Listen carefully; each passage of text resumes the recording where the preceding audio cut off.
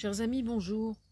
Il se trouve qu'ayant fait une intervention pour présenter mon travail dans un établissement de la région il y a quelques semaines, j'ai appris par le maître de stage que certains élèves s'étaient sentis mal à l'aise quand j'avais évoqué le fait que j'ai été victime d'un pédophile quand j'étais enfant.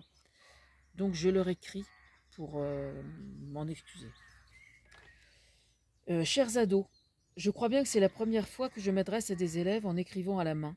Aussi, ma formulation peut-elle vous sembler un peu maladroite. Il y a quelques semaines maintenant, j'étais intervenue auprès de vous pour vous présenter mon travail d'autrice.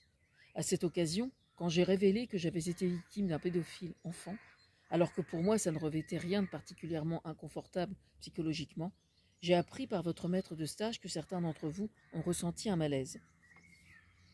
Je me permets de vous écrire sur ce sujet en particulier pour vous présenter mes excuses, parce que j'ai cru naïvement que si ça ne me posait aucun problème pour moi, il en serait obligatoirement de même pour chacun de vous.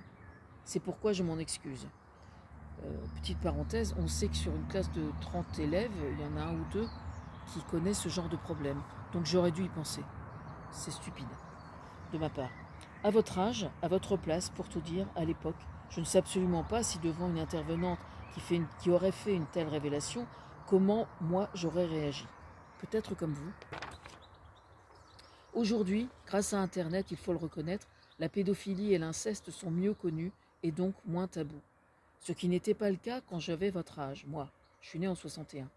Aussi, mon sentiment à cette époque fut-il de croire que j'étais la seule au monde à le vivre intérieurement, un peu comme si j'étais un monstre et que je porterais ce fardeau ma vie entière. Aujourd'hui, c'est une chance. Ceux qui sont concernés ne sont plus seuls, et c'est heureux. Malheureusement, on ne sait pas comment ils le vivent intérieurement. Ils ont peut-être le sentiment d'être seuls quand même, malgré tout. Mais ça, tant qu'ils ne nous le disent pas, on ne peut pas le savoir. Un jour, le plus tôt possible, je l'espère, pour vous, ceux qui sont victimes et victimes encore silencieuses prendront la parole. Le plus tôt possible pour elles est le mieux. Parce que plus vous parlez tôt, plus vous êtes plusieurs à porter ce fardeau si lourd sur vos épaules. La métaphore du fardeau à porter sur l'épaule est importante parce que c'est vraiment comme si c'était un sac de charbon, quoi, selon la formule de Julius Bocarme. C'est vraiment ça. Je n'ai pas à m'immiscer davantage dans le parcours de certains ou certaines. Je sais juste qu'ayant été victime d'un pédophile ou d'un père incestueux ou de qui que ce soit qui vous ait fait le pire qu'on puisse faire à un enfant, selon la formule que j'avais choisie pour en avertir mes filles, il existe toujours un véritable chemin pour vous en sortir. Surtout, ne doutez jamais de ce que je viens de vous dire là. Affectueusement, Françoise Niel-Aubin.